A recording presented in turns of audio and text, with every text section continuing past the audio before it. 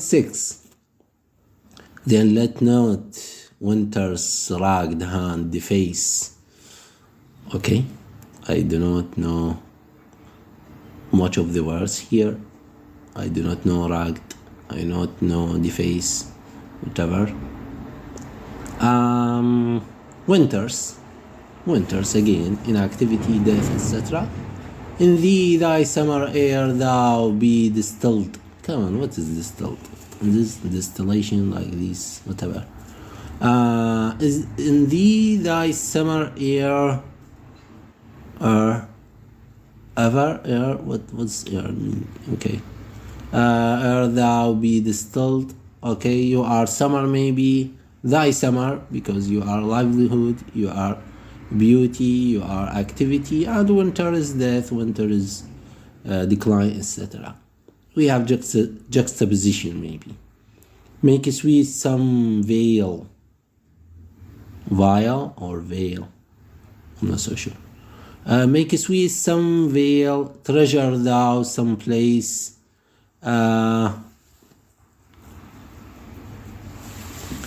Treasure thou some place, yeah, with beauties, treasure ere it be self-killed. Yeah, maybe he is addressing his beloved, saying like, make a sweet some veil, maybe savor some beauty, treasure thou some place, hold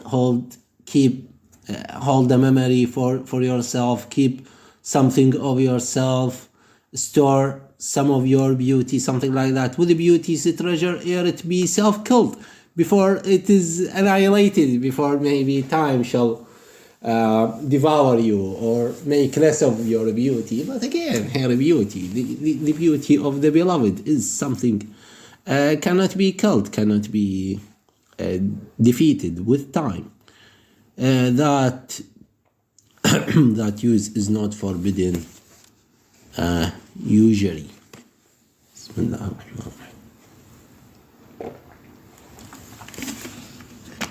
Alhamdulillah.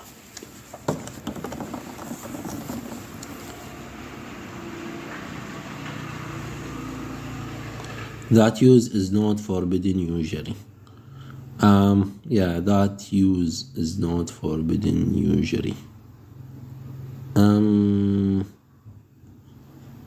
Whatever. To use beauty, maybe, with beauty, treasure, it be self-killed. That use is not forbidden usually. Maybe if someone favors beauty is not something forbidden, or yeah, it's worth even. I believe in such things, that beauty is something favorable and commendable, and if someone longs for beauty or loves beauty, even the physical beauty, is excused. Beauty is craved. Yeah.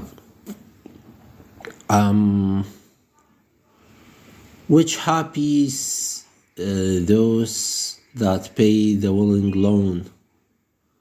Oh, I'm moving into another stanza. I wonder if the bard is like ending each stanza with a false sum of meaning, or in certain times maybe he moves from stanza to stanza to complete the meaning. Yeah, I remembered another thing that I would like to say about the bard. I've written much poetry other than Shakespeare, but Shakespeare is something special. Like, yeah, maybe I said it. Like he's one fed on fed on poetry. I said that, but again, the rhyme with Shakespeare, like each rhymed poetry that I have read, I have noticed that the poet is bent down with rhyme. Like he cannot deliver exact meaning or exact words, or he cannot keep such fluency in writing while writing with rhyme. But this is not present with Shakespeare. I have noticed that rhyme does not fetter Shakespeare. Shakespeare, like, maybe he speaks rhyme, something like that. Yeah, I've noticed that very well, especially through the sonnets. Like, They are written as perfect as they should be. Like, yeah, there shouldn't. There is no any maybe. There is no any deficiency whatsoever. Maybe in the rhyme or in the sequence of the words that it's like a stream flowing down. Whatever. Where was I? Yeah, in the middle of the sonnet. Which happy is those that pay the willing loan? I'm not so sure what does he mean here. like I have ever been sure about anything prior to that. I'm not so sure actually of whatever. But yeah, I'm trying to do something, whatever, or saying something, blah blah blah. Which happy is those that pay the willing loan. That's for thyself to breed and other thee. Yeah, so if you would like to beget, if you would like to be a mother maybe, or 10 times happier, be it 10 for 1. Okay, come on, with 10s, I like 10. 10 will love is better end. Come on. Oh my gosh. Or 10 times happier, be it 10 for 1. What does he mean here? I should dig deep in these lines. Or 10 times happier, be it 10 for 1. I should be happier maybe 10 times than 1, 11 times, something like that. Or for 1 for you maybe, or for the child that you shall beget. Or yeah, you shall beget, I'll be 10 times happy, something like that. I'm not so sure. 10 times thyself were happier than thou art. If 10 to thine, 10 times refigure thee. Come on. I should have written these rhymes. It's 10, come on. 10 is a rent for me. Or 10 times happier than it will for 1. 10 times thyself were happier than thou art. Yeah, you were happy. You were much happier. 10 times happier than you are. If 10 to thine, 10 times refigured thee. Oh my gosh, if you become 20 times maybe happier, then what could death do if thou shouldst depart? Oh my gosh, death again. Then what could death do if thou shouldst depart? Yeah, if you die maybe there's no more death. Oh my gosh. If thou feast on death, and death once dead, there is no more dying then. I remember these lines. Oh my gosh. Then what could death do if thou shouldst depart?